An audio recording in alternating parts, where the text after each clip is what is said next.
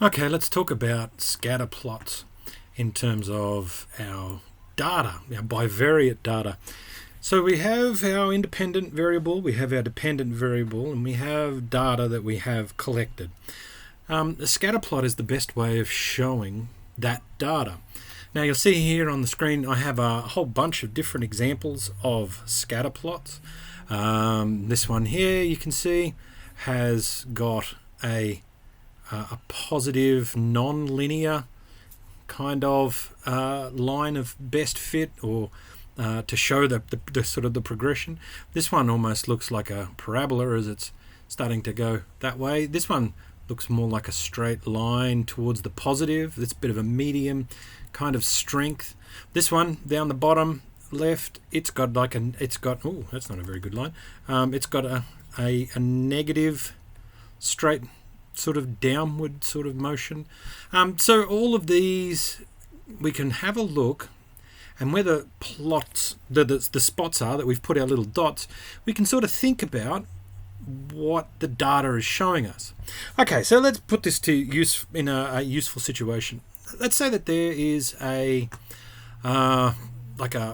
ice cream shop next to a park, and every day for the last few days the ice cream shop has been noting how many ice creams, how much money they make, as well as the temperature of the day. So we can see here that we have their data.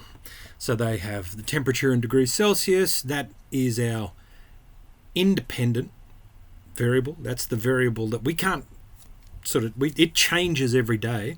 And the amount of money that they make from selling their ice cream is the dependent. So the way that you graph this sort of information is pretty easy. You set up your X and your Y. We know that the first column will be our X value. So we put down all of our range of our data down in there, and we name it, of course. We give the axis a name. We also name the other axis, which is our Y. We put in an equidistant scale, right? So you've got to keep your scale the same. What you do then is you can start to actually populate the information that you have. So the first point, well, let me show you what I did.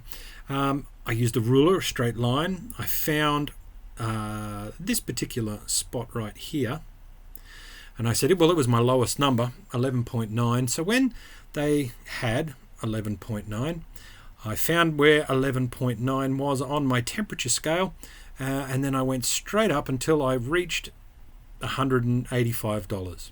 Now I left that blue line there so that you can see that that was what I measured. And in fact I did that with all of these plots, all of the spots that I plotted. Once I have all of those spots, I would go through and just delete all of those blue lines because they're not needed. We don't need those. And in fact I'll even put this back just to a normal black background so it's not so busy to look at. So what I have here then is I have all of the data that I gathered when I had my table of information. Okay, this is a useful sort of thing to do. We can see that there is a positive correlation in terms of the amount of ice creams sold and the temperature, right? We can see that there is a fairly strong positive association with this data, and that's good for the company. They know that when it's hot, they need more ice creams to sell, so they can make future plans based on that. Okay, so our scatter graphs are a very useful tool to have. Okay, now